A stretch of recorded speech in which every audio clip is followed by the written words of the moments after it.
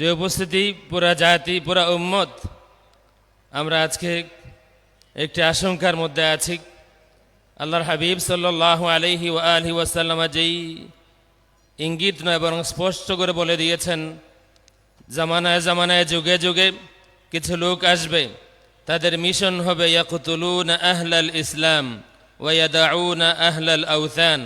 এই হাদিস কয়েকবার বুখারী শরীফে আছে, সুনান আবি দাউদে আছে, আর অন্যান্য কিতাবের মধ্যেও আছে।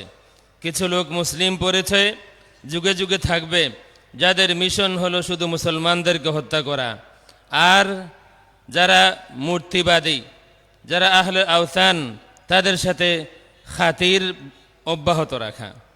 আমাদের এই ভারত উপমহাদেশে ব্রিটিশ তার যে কয়েকটি শিশু সন্তানদেরকে রেখে গিয়েছিল, তাদের মধ্য থেকে এক সন্তান হচ্ছে কাদিয়ানি। প্রিয় উপস্থিতি, ইয়াকতুলুনা আহলাল ইসলাম ওয়া ইয়াদাউনা আহলাল আওথান। আল্লাহর হাবিব এই কথা বলে গিয়েছেন, বুখারী শরীফে এখনো আছে।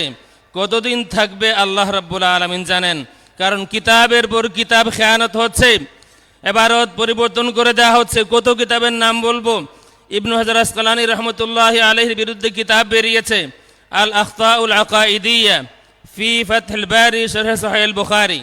কিতাব বেরিয়েছে ইসবাতুল হাদ্দি লিল্লাহ, আল্লাহ রাব্বুল আলামিনের লিমিট আছে। আল্লাহ রাসূল সাল্লাল্লাহু আলাইহি ওয়া আলিহি ওয়াসাল্লামের শানে যে এই পরিমাণ আঘাত হচ্ছে, এই বাংলাদেশে পৃথিবীর আর কোথাও এমন হয়েছে আমার জানা নেই। বাংলাদেশে এটা বলা হয় যে হাসরের দিন আল্লাহর হাবিব সাল্লাল্লাহু আলাইহি ওয়া আলিহি ওয়াসাল্লামের আমল, নেক আমল এবং বদ আমলও নাকি আছে রসুলের, ওজন করে দেখা হবে আল্লাহ রসুল জান্নাতে যাচ্ছে না জাহান্নামে যাচ্ছেন।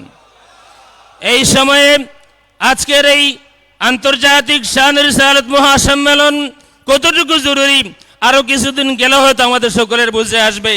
যা হয়েছে, যা হচ্ছে, সিরিয়াতে যা হচ্ছে, আফগানিস্তানে যা হচ্ছে, পাকিস্তানে যা হচ্ছে, ইরাকে যা হচ্ছে, লিবিয়ায় যা হচ্ছে, মুসলমানদের হাতে মুসলমানরা শহীদ হচ্ছেন।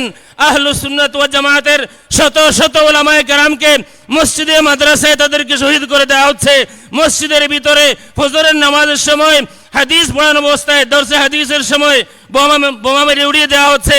আমাদের এই দেশেও তারা আছে, আমাদের এই দেশেও তারা আছে। এখানে যারা আছেন আপনারা অন্তত সকলেই নিশ্চিত আছেন যে শেখ আব্দুর রহমানের অনুসারীরা এখনো আছে, বাংলা ভাইয়ের অনুসারীরা এখনো আছে। 64 জেলায় যারা একসাথে বোমা হামলা করতে পারে তারা এখনো আছে। শাহজালাল মুজাদ্দিদ মনি রহমতুল্লাহি আলাইহির মাজারে যারা হামলা করতে পারে তারা এখনো আছে, মাজারের আশেপাশেই আছে। বরং তারা ঘোষণা দিচ্ছে শাহজালাল মুজাদ্দিদ মনি রহমতুল্লাহি আলাইহির মাজার এটা শিরকের কেন্দ্র, মারকাজুশ শিরক, লানাতুল্লাহি আলা যালিমিন আল কাযিবিন। প্রিয় উপস্থিতি, আল্লাহর হাবিব বলেছেন ইয়াকতুলুনা আহলাল ইসলাম, মুসলমানদেরকে তারা হত্যা করবে। যুগে যুগে আরো বহু কিতাব লেখা হয়েছে, তারা কিতাব পরিবর্তন করে দিয়েছে। এই কথাটা আরো বহু কিতাবের মধ্যে ছিল, ফতোয়া শামিতে আছে, হাসিয়াতুস সাহাবী আলাল জালালাইনে আছে, জালালাইন পরিবর্তন করা হয়েছে। কিন্তু তাদের কিতাবের মধ্যে সেই কথাটাই আছে যেই কথা আল্লাহ রাসূল বলে গিয়েছেন।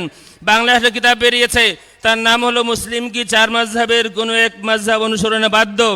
এই বই 32 পৃষ্ঠায় লেখা আছে, যারা বিশেষ কোনো মাযহাবের তাকলিদকে ওয়াজিব মনে করে তাদেরকে তাওবা করানো হবে।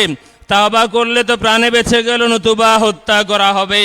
সাদাকা রাসূলুল্লাহ সাল্লাল্লাহু আলাইহি ওয়া আলিহি ওয়াসাল্লাম।